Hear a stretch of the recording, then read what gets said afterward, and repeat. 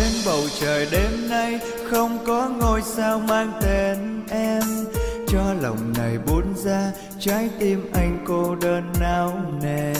Em giờ về nơi đâu, có hay cho lòng anh tái tê? Sao người vội ra đi đến nơi xa nơi không có tôi? Trong cuộc tình đôi ta em thấy sao cô đơn lẻ loi, mong tình đừng tan mau trong giấc mơ yêu nhau ngày sau.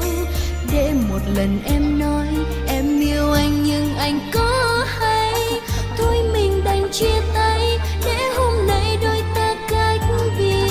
Và để một lần em biết trái tim anh vẫn còn yêu em, vì sao người vội ra đi cho nỗi đau anh thêm u sầu.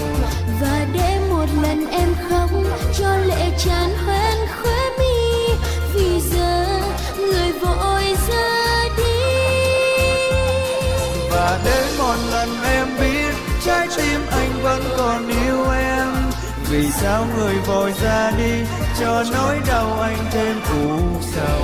Và để một lần em khóc cho lệ tràn hoen khóe mi, vì giờ ngôi sao của riêng em đã rời xa.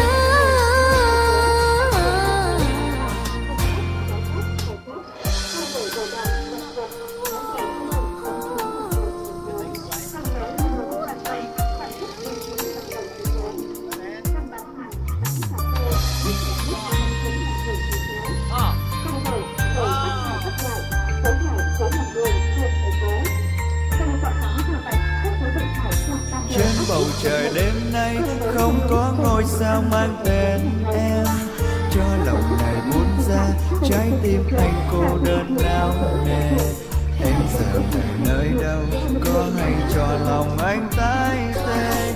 Sao người vội ra đi đến nơi xa nơi không có tôi? Trong cuộc tình đôi ta em thấy sao cô đơn lẻ loi, mong tình đừng tan mau trong giấc mơ yêu nhau ngày sau.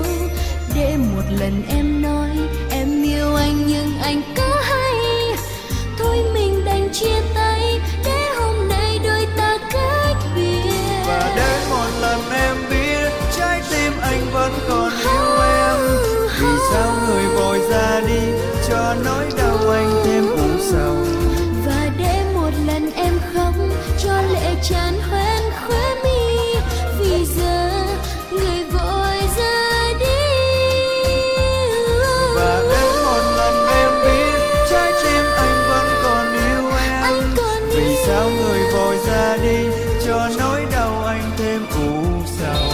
Và để một lần em khóc cho lệ tràn hoen khóe mi, vì giờ ngôi sao của riêng em đã rời xa. Và để một lần em biết trái tim anh vẫn còn yêu em, vì sao người vội ra đi cho nỗi đau anh thêm u sầu.